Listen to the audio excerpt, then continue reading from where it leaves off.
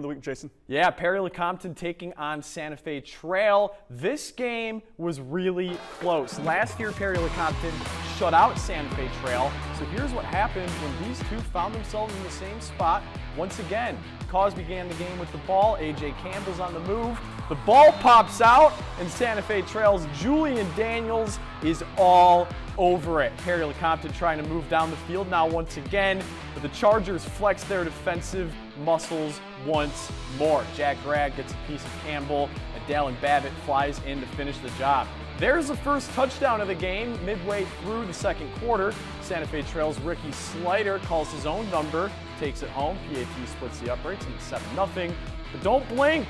Cause turn. Campbell flips it out immediately to Tanner Wheat, and they cannot get him down. He crosses the goal line for the touchdown. The failed two-point conversion makes it Santa Fe Trail 7, Perry-Lecompton 6 at the half. That's in the fourth quarter when Santa Fe Trail punches it in to take the 8-point lead. Now the clock's ticking down. It's an uphill battle for Perry-Lecompton, but they get the touchdown and the two-point conversion to force overtime. Here we go. The Cause get first licks, but the Santa Fe Trail defense denies every attempt for the win. Then the sophomore QB, Wrigley Slater, dishes it out to Daniels for the game-winning touchdown. Chargers move on with a 20-14 win. Michaela Kelly or Joe Namath is in Carbondale with more. Good one there, Jason. And it may be Halloween. Obviously, you can see we're dressed up. But I promise you, for Santa Fe Trail, nothing tastes sweeter than that victory here tonight. They avenged their loss to Perry-Lecompton last year in the same round. They get the win in overtime. They're 9-0, as we mentioned earlier. They were coming in 8-0, the first since '97, so a historic run regardless. And guess what? They get to play back at home against Girard next week.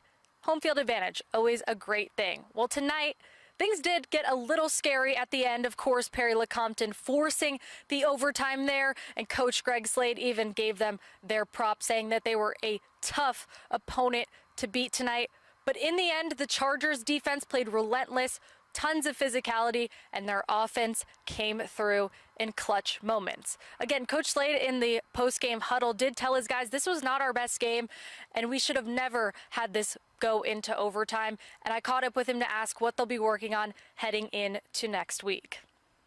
I mean, that's awesome that we get to play at home again. We got to get rid of our mistakes. We turned the ball over a few times, and we got to come out and be a little cleaner next week. I give them a lot of credit to come in and play like they did, but you know, at the end, our boys stepped up and did what it took to win the game. And right now, it's just about moving on. You know, I'll take an ugly win every time.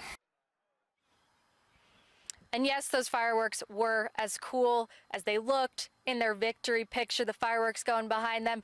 But anyway, like I said earlier, Santa Fe Trail is back here on this very field next week, hosting number 7 Girard. And as for Perry-Lecompton, they finished the season 2-7, but they fought here tonight, and that's a lot to be proud of. But we got to see who else survived and advanced. So, Jason, Andrew, I'll leave it up to you.